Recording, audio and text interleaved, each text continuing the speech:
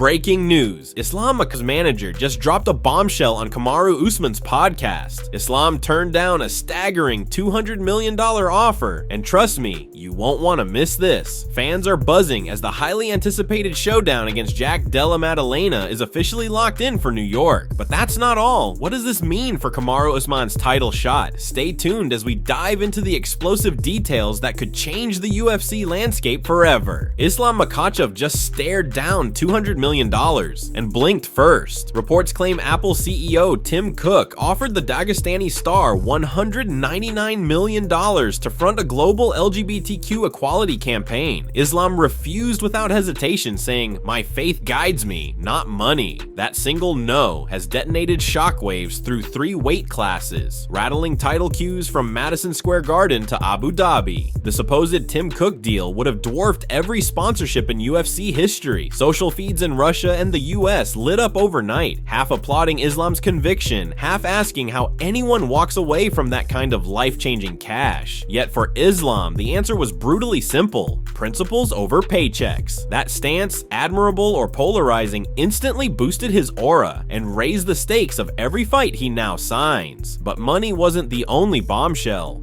Manager Ali Abdelaziz revealed on Kamaru Usman's Pound for Pound podcast that Islam has already inked a welterweight showdown with champion Jack Della Maddalena in New York City this November, Madison Square Garden no less. Kamaru Usman versus Islam Makhachev is not a mega fight, but is Kamaru Usman willing to wait a year?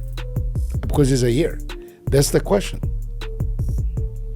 How do you feel about it? Do you think, will you be in Abu Dhabi? Is more likely will they probably going to fight? Are you going to be at that fight? Are you scoping things out? Well, I don't know what the this fight's. Fight is not going to be in Abu Dhabi. I don't know where Makhachev is not going to be in Abu Dhabi. I don't know where the fight's going to take place yet, but I think it would take I can tell you, it would take a place in the US. Really? Okay. In a big arena, one of the biggest arena on the planet. Okay, if it, my thing is, you're right. I don't know.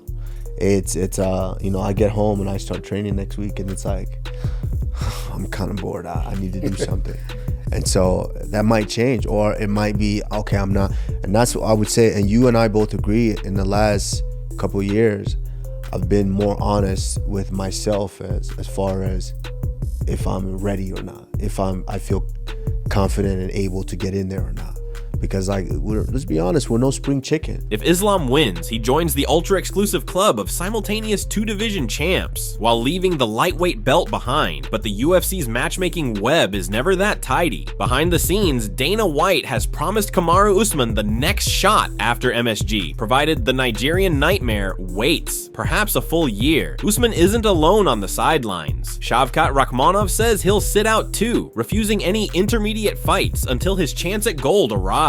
One slip, one injury, or one surprise finish at MSG, and that queue could reshuffle overnight. And nobody's happier to see chaos than Ilia Topuria. Just weeks after praising Islam's double champ dream, Ilia Topuria flipped the script. In a fiery Spanish interview, the Georgian called Islam the most two-faced person I've ever met, blasting him for ducking a lightweight clash only to chase glory at 170. "I don't chase runners," Topuria snapped. "If someone's scared, I move on." The rant went viral, sparking debate over who's really avoiding whom, and opening the door to a different kind of blockbuster. With contenders like Arman Tsarukyan and Justin Gaethje out of the frame, rumors swirl that the UFC might leapfrog logic and book Topuria versus Paddy Pimblett. 2 loud personalities, 1 combustible rivalry, 0 belts needed. Dana White has publicly shot down other pairings, and Paddy's already campaigning for the bout. If pay-per-view potential is king, don't be shocked when this match materializes. While those pieces shift, another former champion fights for relevance. Preparing to defend his BMF title against Dustin Poirier, Max Holloway slammed the UFC's ridiculous rankings. He's still listed as the featherweight #1, even though he swears he'll never cut to 145 again. Max knows a victory keeps a lightweight title run alive. A loss writes the harshest chapter of his career. Meanwhile, Charles Oliveira has finally addressed